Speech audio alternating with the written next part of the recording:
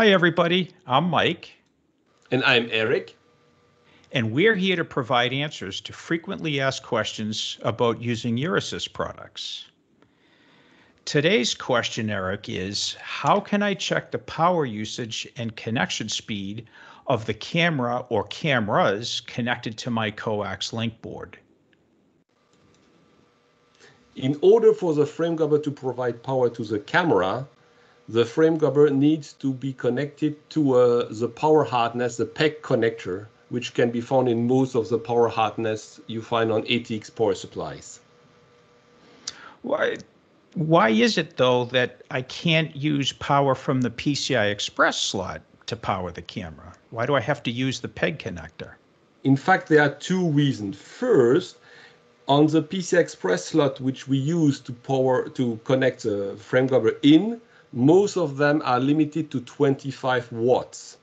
As our frame grabber uses about 15 watts, this leaves only 10 watts available for the cameras that could be connected to the frame grabber.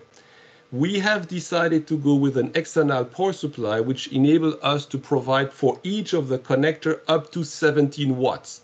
And this is highly over the rate of the regular PCI Express slot power usage availability. Wow, that's a lot of power. Okay, that makes sense then. Now, how can I see how much power I'm providing to each of the camera or cameras that's connected to my board? Okay, let me switch to GeniCam browser. In GeniCam browser, you can see here under the category inside your interface, the category which is called interface control, you can see that the connector is the PEG connector has been properly plugged inside the frame grabber. So you have a 12 volt OK. And here inside the Coax Express category, when selecting all here for this, you see the overall power which is provided by the frame grabber. So we are providing here about 20 watts in total to all my cameras, which I've connected. So I've connected four individual cameras. And by choosing here various connector, for instance, here I've connector A. On connector A, I'm providing 344 milliamps over 24 volts, which is, I'm providing here 8 watts. Okay, here on connector B, I'm providing about 5 watts. And on connector C and D, which are about the same camera, I'm providing about 3.5 watts for a total of 20 watts, which is provided through all those connectors. Now, concerning the speed, we have another selector here which enables you to check for each of the connector at what speed this connector is provided to the camera. So on connector A, we see that there is Coax Express which is detected, and it's detected at 6p6 speed. And I can select here connector B. I see on connector B it's 6p2. On connector C, it's connected in 6p3, and on connector D, it's connected in 6p5. So you see here I have 4 different cameras, and each of these cameras is connected to a different speed, which is properly handled by the frame grabber. Great. So now I know that when I have in this case, 4 cameras connected to my board, I'm able to acquire data from all 4 of those cameras. How can I know for sure that I'll have enough available bandwidth on the PCI Express bus to get that data to host memory?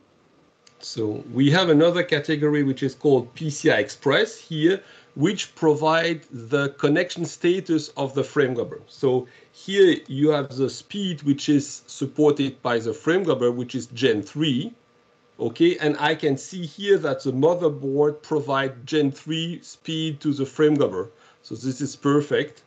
Now I see that this particular board uses 4 lanes, and I see also that the motherboard provides 4 lanes. So this is the optimal configuration where everything which has been required by the frame grabber is provided by the motherboard. Now, in some cases, either the speed or the number of lane might be less than what the frame grabber requires. In this case, the frame grabber will still operate properly, so will be operate to see all the camera and so on, but at a reduced frame rate. So you might have not enough bandwidth to send all the data coming from your camera to your PC memory if this, either the speed or the number of lanes, are lower than what is expected by the frame grabber. Okay, great. So in this case, I see my Coaxlink Quad G3 board is plugged into a PCIe Express bus, a Gen 3 slot by 4 lanes. How much actual bandwidth in terms of megabytes per second or gigabytes per second will this allow me to transfer? In theory, each link is providing 1 gigabytes per second, roughly, 1 gigabytes per second. So 4 links is 4 gigabytes per second. A Gen 2 would only provide 500 and a Gen 1 about 250. So I have here in total, and this is in theory, 4 gigabytes per second available bandwidth. And out of these, most of the time with adequate memory, we can use 3.4, 3.5 gigabytes per second out of the 4 gigabytes per second available bandwidth. Great. Okay, Eric, thank you for those answers. You're welcome.